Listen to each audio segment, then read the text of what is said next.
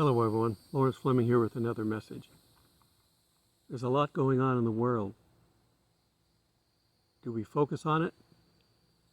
Yeah, it's okay just to see a little bit of it, but not to focus on it. We have enough to do. We're counting down the days. We don't know when, but we're counting down the days. So today I want to talk about what should our focus be. And I'm going to read a little bit out of Timothy, and I'm going to read a little bit out of 2 Peter. We're going to get back to John here in a little bit. But I'm just going by what kind of things I'm seeing, the messages I'm seeing. Because the focus of this world seems to be on so much other things. I mean, we did get a landmark decision out of the Supreme Court of, saying that Roe versus Wade is not protected under the Constitution, kicking it down to the states for them to decide. They don't have enough votes in Congress, House, and Senate to vote one way or the other to make it part of a law of the Constitution or just as a law. They don't have enough votes, so it's going to go down to the states. They're going to have to decide state by state. The red versus blue is going to be the issue again. You know how they're going to vote. But as far as everything else, we're still paying too much. It's too hard to travel nowadays. There's still wars and rumors of wars. So we look at the world and we think, what do we put our faith in? The only place to put your faith is in God, because everything else is temporary. We say this is our temporary home. What does that mean? Well, let's turn to 2 Peter.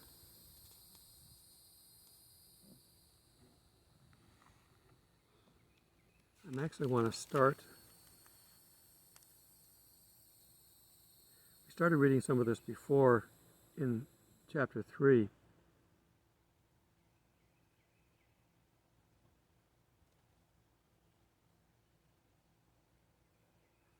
Okay, we're going to read. I'm just going to go ahead and read what I was originally planning on reading.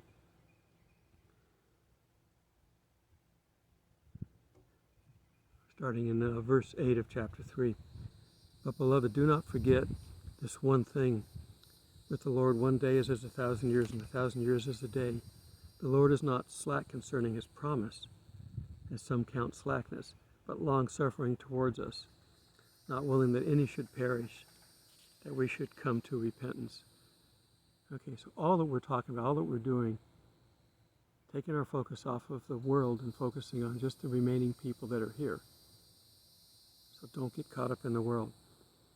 Okay, and in verse 10, where I was planning on going, but the day of the Lord will come as a thief in the night. We've heard that before, in which the heavens will pass away with a great noise, and the elements will melt with fervent heat.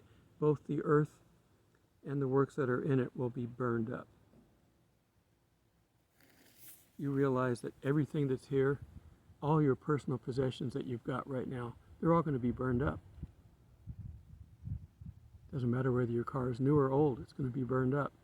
Your house, big or small, it's going to be burned up. All your money, going to be burned up.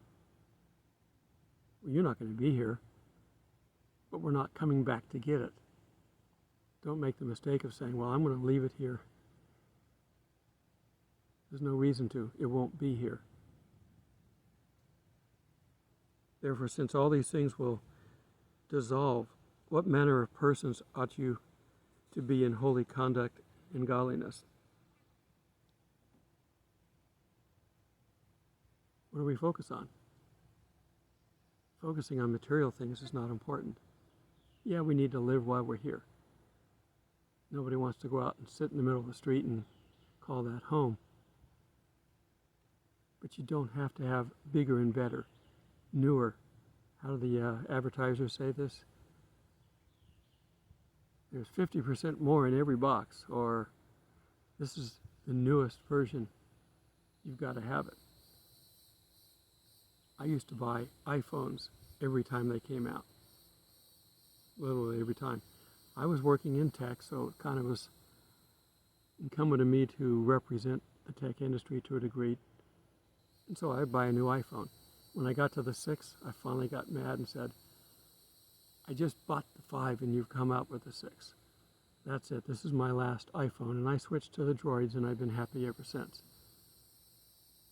I use a Motorola one, which has pretty much all the same features as the iPhone close time frame. They go back and forth. When I add one feature and the other add that one and one more, and it's just back and forth. But give what you need. I've got what I need in mind, so I haven't upgraded it. I upgrade them when they no longer run properly. And my Motorola phone, brand new, costs $300. Better than the $1,200 or $1,500 or whatever the iPhones are going for now. I can buy 3 or 4 a year if I don't take care of it well. And I've got a cracked screen now. I dropped it once. The old version of this same phone had a hardened case and Gorilla Glass, so I wasn't prepared for this to be cheapened. But they did, so I'll live with it for a little while longer. It works. I'm recording on it, so it works. It's got the same camera system that the iPhone has. The multiple cameras on the other side and a good resolution on this side. So it works. Okay. I want to jump over to 2 Peter 3:14. Therefore, beloved, looking forward to these things, be diligent to be found by him in peace, without spot and blameless. And consider that the long-suffering of our Lord is salvation, and also our beloved brother Paul, according to the wisdom given to him, has written to you, also as with his epistles, speaking in them of these things, in which are some things hard to understand, which untaught and unstable people twist to their own destruction. We see misinterpretations all the time. Don't read the Bible. Open the Bible and let the Spirit teach you. Pray before you read. Otherwise, you're going to misinterpret it. Okay, and I want to turn back and look at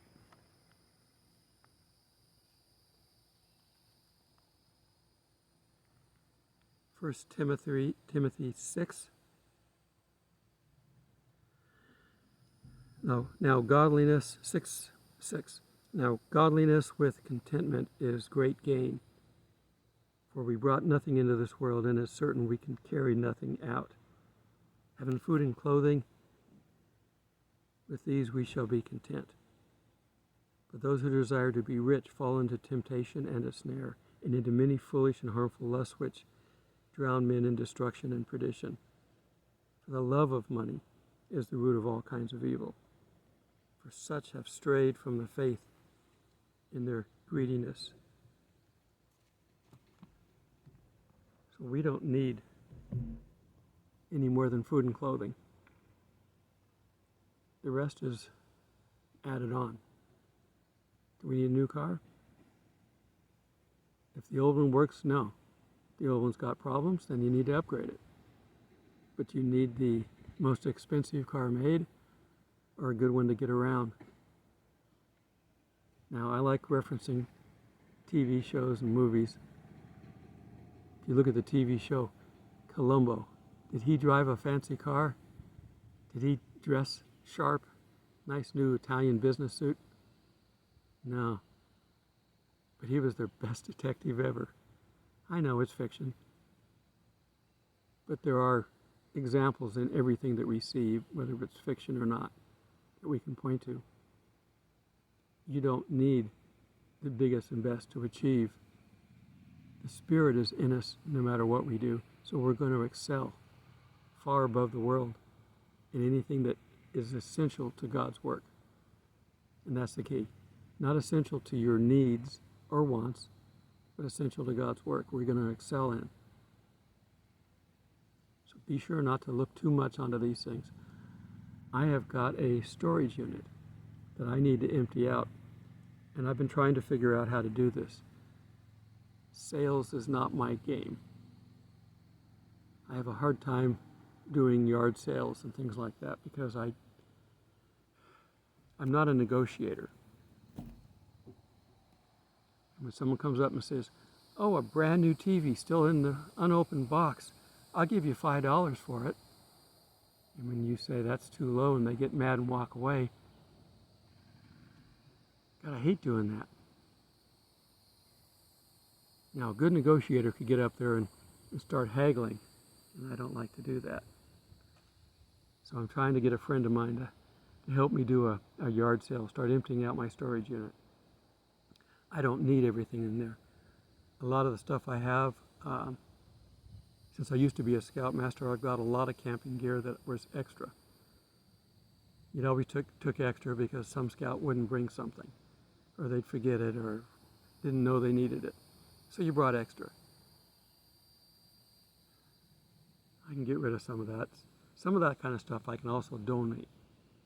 But I've got things of value in there that if I sell, I can use to travel more, do things. So it would be beneficial if I were to have a yard sale. Just hate to do those, so I'm going to have somebody help me.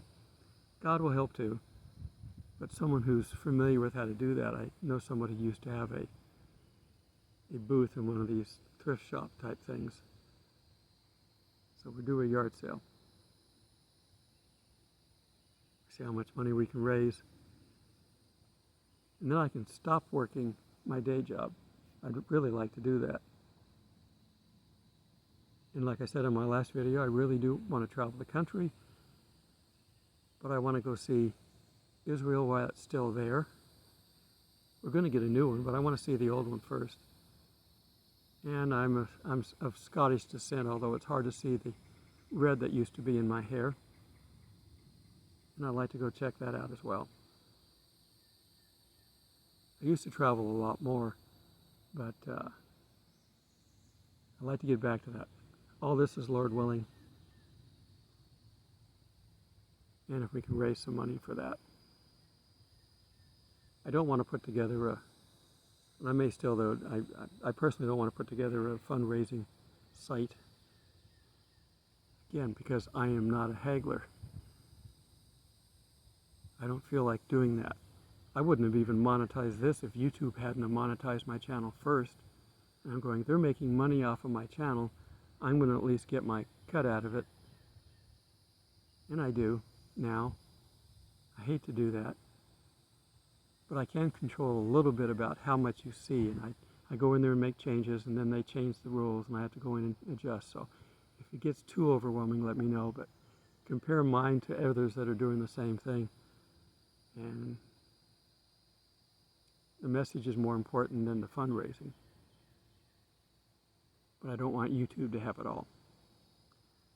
Okay, I'm moving this week, and I'm going to be moving shortly. I'm having to move out of one site.